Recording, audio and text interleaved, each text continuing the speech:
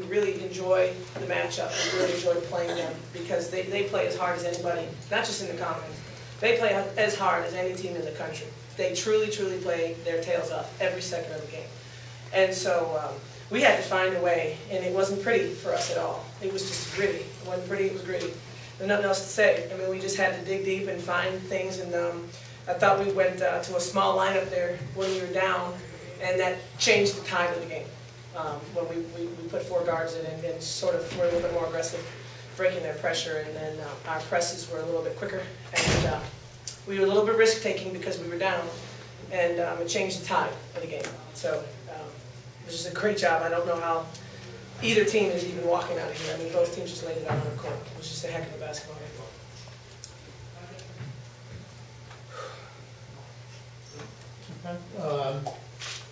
During the overtime, Morgan, I think, missed 2 free throws, and then she got fouled again. That was sort of a crucial point in there. And she came over to you, and you grabbed her by the neck. Yeah. What did you say to her? Strangled her? No. Well, no, I was... No. I love Morgan Sterling so much, and I said, I'll forgive you for those other 2 if you make these 2. And she said, I got you, Coach.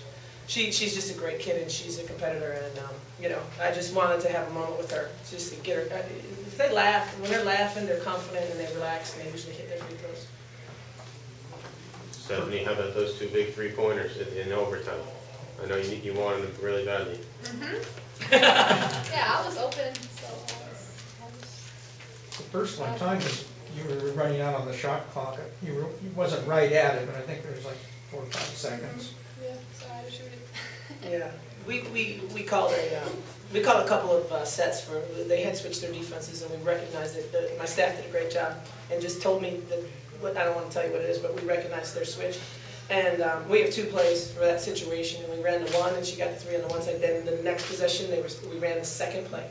Kids didn't even realize I don't have to call timeouts with this team. If I call it, they believe in me, and they just do it. So those 2 plays got us 2 threes at Florida State, and then they got us 2 threes tonight. Were you glad to see number 45 walk off the court? Yeah, I was really glad. I mean, you know, I'm sure Georgia Tech's sitting there with how many kids fouled out, 5 kids fouled out. But you know what? It wasn't. It was just a very physical game, and we tend to attack the basket. So you know, if they rotate, they're going to get in some foul trouble. And you know, I think that obviously that affected overtime. I thought by overtime, I think we pretty much had command of the game. But I think the resiliency, and then we want to be very emotional tonight. But we kept talking about composure because we've played them very emotionally before, but we haven't played them with composure. And so even when we were down, we just had this business-like composure to us that has been different than the other 5 times when they beat us. And so we were prepared for whatever they threw at us, and I thought the execution, the end of the half execution, which you guys won't think is really important, but we ended the half really just playing some ugly basketball. And Mo was out, and we were offense, defense, 7 Mo, and we got in halftime with 7. And we felt like we were down 15. I was real happy with only being down 7. And so I thought that was a good chance to regroup. And this team makes great adjustments. So that helped. You started off the second half 1 of 5 on free throws, and from that point on you only missed 1, I think it was. Did you say anything to the team about the free throws? I mean, it's such an individual thing. I mean, if you kind of keep talking about it. So they kind of talk to each other. They have their own little conversations. How important is this game, especially with Duke coming up on Thursday? One of these guys are really fun to talk to. What you got? What you got, Bay? Super important. I mean, we're going in there confident. It's a big win for us.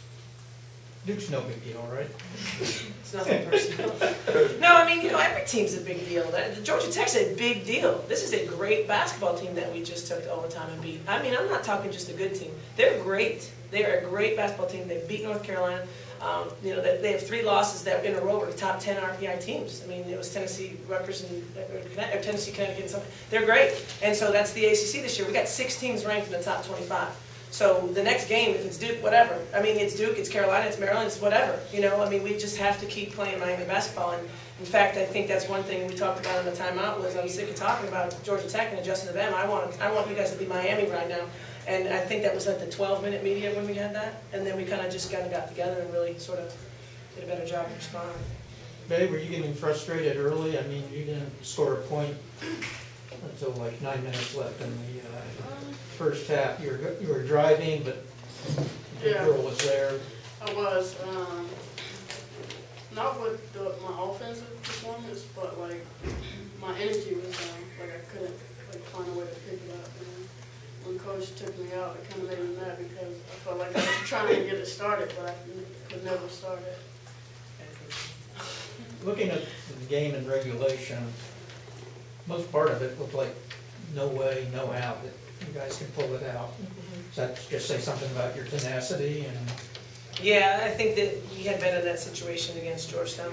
We had been in that situation against Boston College. Now we've been in that situation again today. I will say, and you guys can talk more about this, but I thought the crowd absolutely was huge for us. I want to thank everybody who came out. I just thought the crowd was enormous. I mean, it was a big part of their energy level because there are times I look out there and I just can't believe how hard they're playing with all the minutes that they're playing. So, what did you think about the crowd? Amazing. Yeah. So much fun to play. It was encouraging. Stephanie, what do you think about?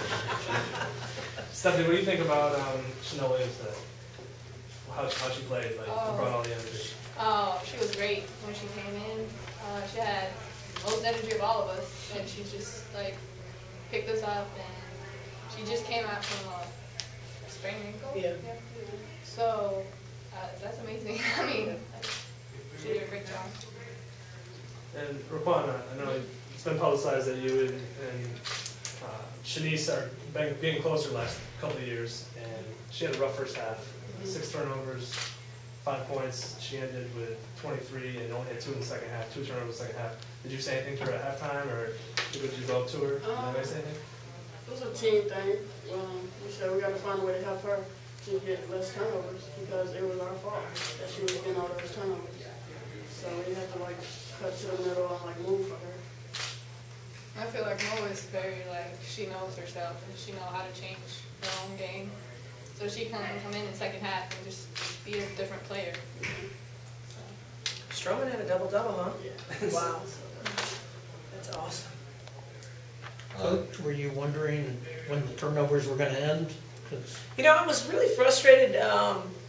You know, and I talk about emotional. This is an emotional game for me too. I mean, I want my team to play hard when we face this thing.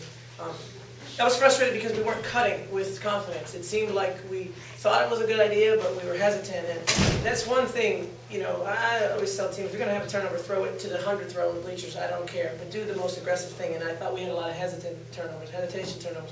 We wouldn't meet the pass. We kind of cut and we stopped short on our cuts. Our passes were like, I think it's open. And, you know, and that was frustrating for me because that's my job as a coach to get the team in the right mentality, to be in an attack mode and to be sharp with the ball and sharp with the passes and sharp with the cuts. And I thought we had practiced it, and I obviously didn't have their attention as much as I needed to. So I think that was a big part. When their confidence came back a little bit, we cut the turnovers now because we were just more certain with what we were doing. Georgia Tech shot 55% in the second half. They didn't hit a in the first half. They didn't hit a shot in overtime. Was there any defensive adjustments during halftime that, I guess, changed the tide of the game? We did, yeah. We played a little bit more of our man-to-man, some of our schemes out of our man-to-man. For us, it wasn't that of a great X and O call, but it was an emotional call, like, what do you guys feel better playing? And they gave me the answer, so I went with my team. You know, that's how we coach a lot. The staff, everybody, there's a lot of communications, like, what's going to make you play your hardest? And so they can call the defenses sometimes. Well, when we're flat like that, it's not. It's a matter of strategy. It's an emotional thing we got to figure out. Stephanie, how did you feel when those 2 3-pointers went in? Relieved or? Yeah, relieved because I mean my percentage hasn't been that great, so I just felt ready to, especially Georgia Tech. You don't get to talk to the press as much as Billy, do you? No. All right.